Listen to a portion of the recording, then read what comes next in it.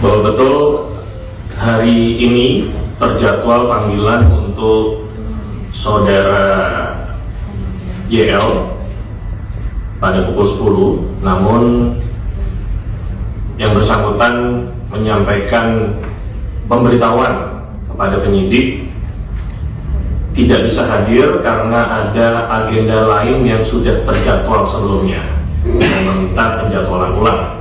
Informasi sementara yang kami dapatkan untuk penjadwalan ulangnya akan dilakukan pada hari Rabu tanggal 18 Desember tahun 2024. Itu yang pertama. Yang kedua, apa dan kenapa saudara YL ini akan dipanggil oleh penyidik? Tentunya nanti penyidik sendiri yang memahami materinya. Apakah kaitannya tentang barang bukti yang sudah dilakukan penyitaan, atau mungkin ada informasi-informasi lainnya yang diperlukan dari beliau. Tentunya semua akan ada keterkaitannya dengan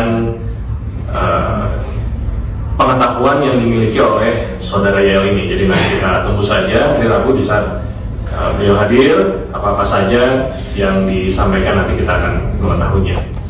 Dan saya juga memang melihat ya, itu akan saya gunakan energi misalnya untuk membantu dan menggerakkan jaringan saya untuk misalnya ada satu kasus besar yang saya lihat itu akan melibatkan orang-orang besar di Republik ini yang menyangkut Harun Masiku.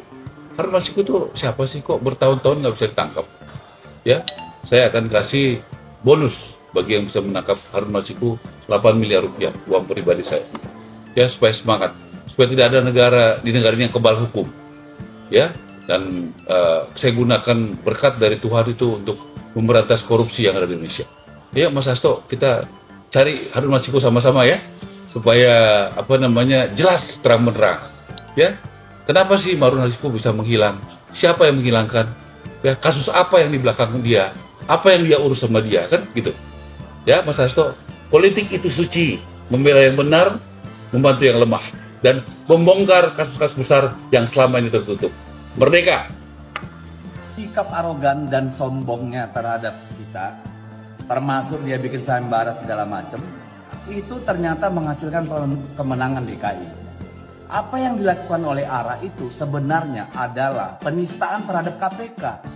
Karena artinya KPK tidak bisa dipercaya untuk melaksanakan kerjanya, sehingga dia harus menghasut rakyat dengan iming-iming 8 miliar untuk menangkap buronan KPK. Jadi ya silakan, harusnya yang protes itu KPK. Kenapa ARA searogan itu, sesongong itu? Terima kasih. Kan sudah disampaikan oleh KPK itu oke kan, betul kan? Kamu udah lihat. Jadi silakan dilaporkan kepada penegak hukum ya. Kan kita warga negara yang baik. Masa ada kasus besar kayak begitu? Ini negara besar ya, partisipasi publiknya tinggi ya. Masa Harun Masiku bisa mengalahkan negara sih? Ya, dan saya mendapatkan WA, SMS dari teman-teman DPR juga saya lihat positif kok. Dari KPK positif. Baik sahabat SZ, hari ini tentu suhu politik semakin memanas meskipun secara cuaca untung sudah mulai masuk musim hujan nih, udah setiap hari hujan, jadi ya lumayan bikin adem lah. Harun Masiku. Ya, Harun Masiku. Harun Masiku, nama yang gak asing di telinga publik, khususnya para penggiat anti korupsi. Harun Masiku seperti anak emas dari sekian banyak nama-nama koruptor. Masih santai, bebas berkeliaran. Ya, bebas berkeliaran. Belum ketangkep. Harun Masiku, bekas caleg dari PDIP, menjadi tersangka dalam kasus dugaan suap Komisioner Komisi Pemilihan Umum Wahyu Setiawan. Ketua KPK Firly Bahuri mengklaim lembaganya masih terus memburu 4 buron kasus korupsi yang sampai sekarang tidak diketahui keberadaannya. Ya, termasuk tadi Harun Masiku, mantan calon legislatif atau caleg PDIP. Bahkan Firly meyakini Harun Masiku tidak bisa tidur nyenyak, karena sampai kapanpun akan dicari oleh KPK. Ya, seharusnya yang dikatakan Ketua KPK Firly itu sebaliknya ya. Seharusnya Ketua KPK Firly tidak bisa tidur sampai hari ini. Karena apa? Karena belum menangkap Harun Masiku. Melansir berita Kompas TV, Selasa 24 Agustus 2021. KPK ternyata kabarnya sudah mengetahui keberadaan Harun Masiku. Jadi Deputi Penindakan dan Eksekusi KPK kala itu menjelaskan hasil deteksi yang dilakukan, Harun Masiku berada di luar negeri. Kabarnya KPK juga sedang menempuh cara untuk menangkap kader PDIP itu. Tapi ini ketika berita ini dimuat ya, karena pandemi COVID-19 masih terjadi, kesempatan memborgol Harun untuk kembali ke tanah air menjadi terkendala. Nah, coba kita bandingkan dengan penangkapan buron terpidana kasus surat hutang atau cesi Bank Bali, Joko Chandra. Joko Chandra bisa ditangkap dan dibawa pulang ke Indonesia di masa pandemi COVID-19, tepatnya pada 30 Juli 2020. Anda yang menilai seperti apa? Tentu saja ini sebuah jawaban yang mengada-ngada ya. Masa iya COVID-19 jadi penghambat ditangkapnya Harun Masiku? Atau ada hal lain yang membuat Harun Masiku masih bebas tenang berkeliaran? Atau apakah KPK tidak punya itikat baik dalam menuntaskan kasus Harun Masiku? Kembali, melansir tempo.co pada Sabtu 12 Maret 2022, KPK melalui Wakil Ketua Komisi Pemberantasan Korupsi, Alexander Marwata mengatakan justru sebaliknya. Lembaganya masih mencari buronan Harun Masiku. Jadi dia mengatakan belum tahu nih keberadaan penyuap ex-komisioner KPU Wahyu Setiawan itu. Jadi belum jelas, belum tahu keberadaannya di mana. Nah, Harun Masiku mestinya bisa ditangkap dalam waktu cepat kalau melihat rekam jejak polisi dalam memburu teroris. Karena KPK bekerja sama dengan Polri dalam memburu Harun Masiku.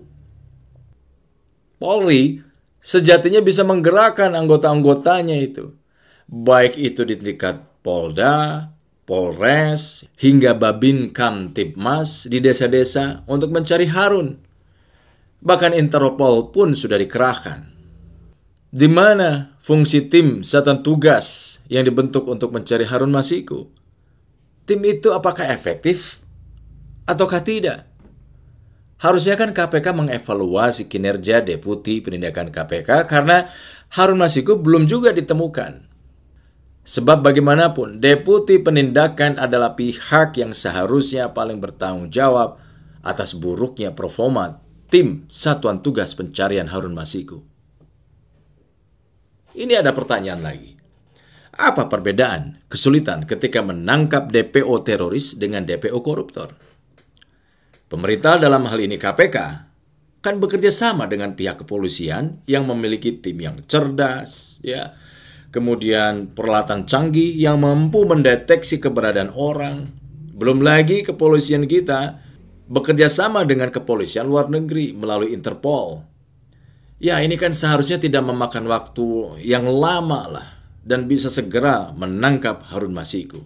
Tantangan saya sebelum yang kedua ketiga kepada Pak Gufron untuk memproses satu untuk Harun Masiku karena pernah dikatakan lari Singapura, dua Paulus Thanos. Ini mulai besok sudah harus mulai diproses setelah ratifikasi oleh Mas Arsul Sani, itu paling cepat lah sebulan nggak sampai, nanti harus segera menyiapkan untuk memulangkan dua orang itu. Saya tanya sekarang perlu dijawab ini dulu sebelum yang kedua ketiga. Pak Gufron gimana? Jadi KPK sebagai penegak hukum tentu kemudian akan menggunakan payung hukum ekstradisi itu untuk memaksimalkan penyerahan atau pengembalian tersangka yang berada di Singapura. Cuma masalahnya apakah sekarang orang-orang yang disebutkan oleh Bang Boyamin itu setelah tahu ada ekstradisi masih tetap berada di Singapura. Nah, itu pertanyaan kedua yang tentu itu akan dijawab di lapangan ya. Tidak perlu ada atau tidak. Yang penting hari itu juga langsung diurus gitu loh. Diurus saja enggak gitu loh. Maksud saya Pak Gufron, oh ya hari berikut saya ratifikasi langsung besok saya tanda tangani surat untuk memulangkan 2 orang itu gitu loh Pak. Ini aja rakyat butuh hal yang pasti-pasti aja, jangan banyak teori retorika nanti malah. Itu ya enggak usah ditanggapi deh. Pertanyaannya adalah, apakah politisi yang terkait dengan Harun Masiku justru yang menjadi penghalang KPK dalam menuntaskan perkara ini? Seharusnya KPK melihat perkara ini secara keseluruhan. Kenapa? Sebab Harun Masiku bisa jadi hanya sebagai pintu masuk dalam perkara yang melibatkan banyak pihak lain. Harusnya KPK ya bisa menggali lebih dalam mengenai siapa tokoh lain yang ada di belakang Harun Masiku. Siapa sih sebenarnya aktor politik yang terkait dengan lambatnya penangkapan Harun Masiku? Ini menjadi pertanyaan besar. Apakah KPK benar-benar steril dari intervensi politik? Kita meyakini KPK bukan tidak mampu untuk meringkus mantan caleg asal PDIP, Harun Masiku. Tetapi apakah KPK mau menangkap Harun Masiku? Kepada siapa sesungguhnya KPK takut? Disinilah integritas lembaga anti rasuah itu diuji.